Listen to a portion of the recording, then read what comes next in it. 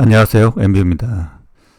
자, 아마존에서 투자한 제프 베이조스가 투자한 슬레이트 오토가 4월 25일경에 소개가 되었습니다. 그 이전에 이제 루머만 있었는데 이렇게 이제 4월 25일날 실제 나왔습니다. 나왔고 지금 이슈를 일으키고 있는데 조금 이제 배터리 사용에 대해서 최근에 이제 기사가 하나 나와서 그 부분까지 해서 얼마나 이렇게 싸게 만들 수 있을 건가, 어디에서 생산할 건가, 얼마나 생산할 건가, 이런 부분이 일부 이제 계속 기사가 나오고 있습니다. 최근에 보면 사실 테슬라 전기차보다 이 슬레이트 오토가 더 이슈가 되는 느낌도 약간 있습니다. 이제 다양한 사진들이 이제 유출되고 있는데 여기 보면 이제 2인승인데 뒤에 이렇게 연결하면 이 4인승이 되는데, 그러면 이제 이 픽업이 뒷부분이 이제 트렁크 적재함이 줄어들죠. 그래서 이 차량의 모델은 한 가지인 걸로 보입니다. 이 출시될 때도 이게 색상도 이 색상이 그레이 색상 한 가지라고 하는 것 같더라고요. 이런 것 여러 가지로 통일하면서 싸게 만들 수 있는 방법을 다 잡아 넣는 그런 방법을 택한 걸로 봅니다. 차량 사이즈는 그렇게 크진 않아요. 보면 실버라도, 쉐비의 실버라도 이렇게 보면 앞부분에 툭 튀어나와 있죠. 반 정도 된다고 봐야 되나? 그렇게 보이고, 여기도 보면 에어백이 없다? 하여튼 여러 가지를 전부 다 옵션에서 제외시키는 그런 방법을 택한 것 같은데, 완벽하게 어느 정도에서 어느 정도까지, 그러니까 법적으로 제외할 수 있는 것들은 다 제외하는 걸로 보입니다. 이렇게 이제 많은 행사들이 이제 진행되고 있고, 뒤에 보면 이렇게 픽업에 자리를 넣을 수 있는 이런 형태로 되어 있죠. 이 뒷부분에 약간 적재함이 보이는 수준. 이렇게 이제 사람들의 궁금증을 이제 해소할 수 있는 여러 가지 이벤트들이 4월 25일부터 이제 진행되고 있습니다. 뒷부분에 이렇게 약간 각형이 아닌 것도 구성이 가능하다. 이 전부 다 옵션입니다. 색상하고 요 비닐 이렇게 입히는 거, 이 부분도 전부 다 옵션이고요. 기본은 그냥 그레이인데 그게 플라스틱이라는 겁니다. 또 이야기를 들어보니까 그걸 통해서 가격을 낮추는 갖가지 방법을 이제 쓰고 있다라는 거죠. 이 뒤에 스페어 타이어도 옵션일 가능성이 높고요.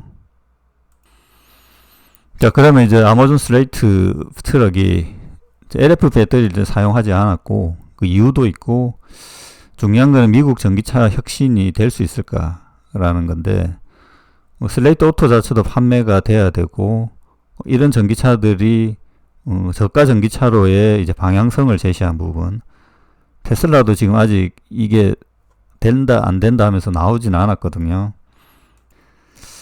아마 이제 테슬라도 많이 팔리는 저가 전기차하고 뭔가 이렇게 상품성이 있어야 되는 그 고민이 있는 것 같아요. 그래서 최근에 보면 모델 3 스타일이 아니고 모델 Y 스타일로 하려고 한다, 이런 이야기가 있고, 아마존은 픽업 쪽으로 본 거죠.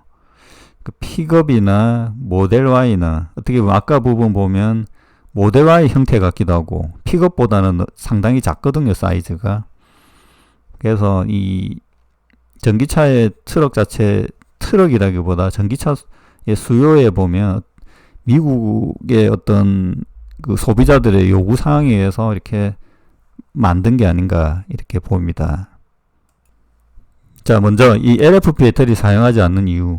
자, 이 부분은 사실 이제 명확하게 알 수는 있는 부분인데, 이렇게 선택하기는 또 지금 현재 상황에서 쉽지는 않아요. 왜냐하면 타 기업들이 이제 LFP 배터리에 대해서 자꾸 쓰려고 하는 부분이 있는데, 사실 테슬라도 보면 미국에서의 LFP 배터리 적용에 대해서는 약간 안 하려고 하는 부분이 있습니다. 그래서 그 부분이 좀 변경이 되었고, 이게 이제 IRA하고 그 자동차 $7,500 보조금, 이 부분이 미국에서의 아주 중요한 부분이거든요. 그러니까 ESS용에서 LFP는 쓰려고 하는 부분이 있고, 이것도 이제 관세 문제 때문에 어떻게 될지 모르는 상황.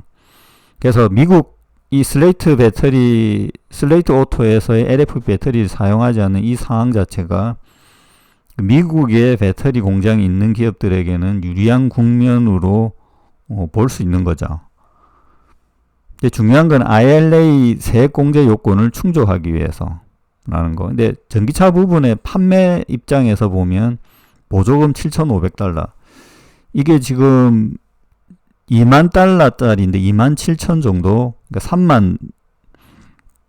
3만 정도로, 여기 보면 기본 트럭 가격이 2만 달러 미만으로도 책정된다. 그러니까 2만 7천 정도가 되면 7,500을 혜택을 받으면 19,000으로 떨어지잖아요. 자, 그 부분이 모두 녹아 있는 겁니다. 그리고 지금 SK온의 NCM 배터리가 LFP 배터리를 중국에서 수입했을 경우, 그러니까 LFP 배터리가 미국에서 지금 생산되는 곳이 없기 때문에, 생산되는 곳이 생기면 뭐 변경할 수도 있겠지만 지금은 없죠. 그리고 시간이 꽤 오래 걸릴 걸로 봅니다. 그래서 그 가격 대비 NCM이 싸다. 지금 현재 그렇게 나오는 거죠. 자, LFP 배터리가 원가는 저렴하지만 주요 원재료 95%가 모든 원재료가 중국에서 의존할 수밖에 없는 상황이라는 거죠. 그래서 이제 NCM이 미국 및 FTA 체결국에서 조달 가능성이 높다. 그래서 SK온을 선택했다. SK온의 배터리 이 계약 가격이 LG엔솔 대비 쌌을 가능성이 높다고 봐야 되겠죠. SK온 상황에 봐서. 근데 SK온 입장에서는 어떻든 미국 공장 가동률을 높이는 게 중요하고, 가동을 하면 AMPC 자금이 나오기 때문에, 그래서 충분히 이거는 해볼만 하다는 거죠. 자, 그리고 배터리는 에너지 밀도 측면에서 NCM 쓰는 게 가장 좋습니다.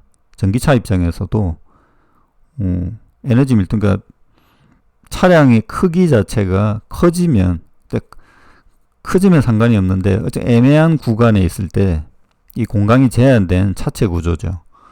그래서 긴 주행거리를 확보하기에는 LFP가 어렵다는 겁니다. 특히 미국 같은 경우에는 주행거리가 한국보다는 도심이 아니기 때문에, 특히 여기 픽업 같은 경우 주행거리 확보가 중요하거든요.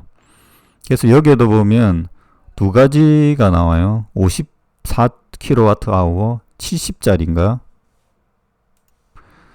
52.7게 이제 일단 시작이고, 주행거리가 든 84.3이면 이 정도 사이즈면 전기차 크기 대비 보면 84면 500km 이상 주행거리가 가능할 걸로 봅니다. 이것도 옵션 사양이겠죠. 이렇게 이제 선택이 되어 있고, 자, 이 모든 전략이 슬레이트 트럭을 싸게 하는 게 목적입니다. 여기도 보면 2만 달러 미만인데, 여기 보면 최소한의 사양, 라디오도 없고 인포테인먼트 미탑재 등 원가를 극대화로 절감시킨 겁니다. 그리고 이 단일 사양 생산이고 복잡하지 않은 구조, 똑같은 차량만 반복 생산해서 효율을 극대화한다. 또 보면 성형 플라스틱 차체, 무도색이랍니다. 원래 이 플라스틱 차체 자체에 글레이 원톤 적용이고요. 페인트 공정이 없고요. 여기에서 3억 5천 달러 절감 효과. 이 공정이 사라져 버리니까. 그러니까 이 색상을 넣으려면 이 비닐 붙이는 거 있잖아요. 그 이름을 제가 좀 기억이 잘 안 나는데, 이 붙이는 거 한국에서도 이거 많이 쓰잖아요. 그 도색하지 않고 그게 뭐 차량당 100만 원, 200만 원씩 드는데 그 부분으로 대체한다는 거예요. 이것도 좀 특이하고, 그러니까 여러 가지 조금 혁신적인 부분이 들어 있습니다. 그러니까 DI 액세서리들도 자가 설치로 필요 없는 것도 다 빼버린 거죠. OTA 하면 자율주행 기능도 없다고 합니다. 사실 자율주행도 필요하면 필요한데 필요하면 필요 안 할 수도 있거든요. 그래서 이게 아주 특이한 미니멀리즘 전기차를 지향하고 있다. 자율주행이 없는 차는 차가 아니다. 이렇게 볼 수도 있는데요. 어떻든 한번 봅시다. 이게 얼마나 팔릴 수 있는지. 나중에는 자율주행은 넣겠죠. 지금은 가격이 중요하니까. 최근에 이슈가 된 이제 테슬라가 온 기가 캐스팅 부분이 있는데, 이 기가 캐스팅도 테슬라하고 중국 기업들이 좀 적극적으로 하고 나머지 기업들도 하긴 하는데 조금 고민이 있는 듯 합니다.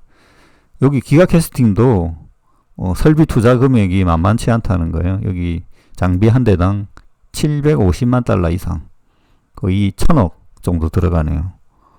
그래서 이런 거 없이 더 제조 단순화 전략을 취했다는 거예요. 차량 부품수를 500개로 줄였다. 합금 품질 문제와 기가 캐스팅 품질적인 문제도 있고 금형 비용도 있고, 그러니까 기존 기술 중에 가장 싼 기술을 통합하고 그거를 할 수 있게끔 단순화한 구조라는 거죠. 그거를 위해서 이제 트럭 생산될 장소도 이제 정해졌는데, 그러니까 공장도 엄청, 사실 이제 자동차 조립이 얼마나 복잡하냐, 간단하냐고 하면 가능할 수 있다라고 보는 거죠. 여기 보면 인쇄소를 개조해서 연간 15만 대, 이게 26년 말입니다. 15만 대 생산 예정이다. 2,000명 고용으로 기존 인프라를 활용해야 돼. 테슬라도 리비안도 루시안도 전부 다 기존 공장을 인수하면서 시작을 했거든요. 그걸 그대로 따라한 거죠. 자, 하여튼 슬레이트 오토는 미국의 전기차 전략에 대해서 뭔가의 변화를 줄 수 있을 걸로는 봅니다. 그리고 이 미국 자체 배터리 조달에 대한 인식, 이 부분이 이제 드러났죠. 그래서 이 관세 부분만 유지된다고 하면 LFP 배터리보다는 미국 내 생산하는 NCM 배터리가 유리해질 상황이다라는 게 어느 정도 증명되었고, 사실 여기에서 이제 투자로 연결해서 수혜주를 찾는다고 하면 또 쉽지는 않습니다. SK온 수혜로는 계약 금액이 좀 조금 적은 편이고, 여기에 들어가는 양극재가 어딘가는 아직 공개가 되지 않았죠. 어떻든 일단 미국 전기차 시장의 성장성 정도만 보자.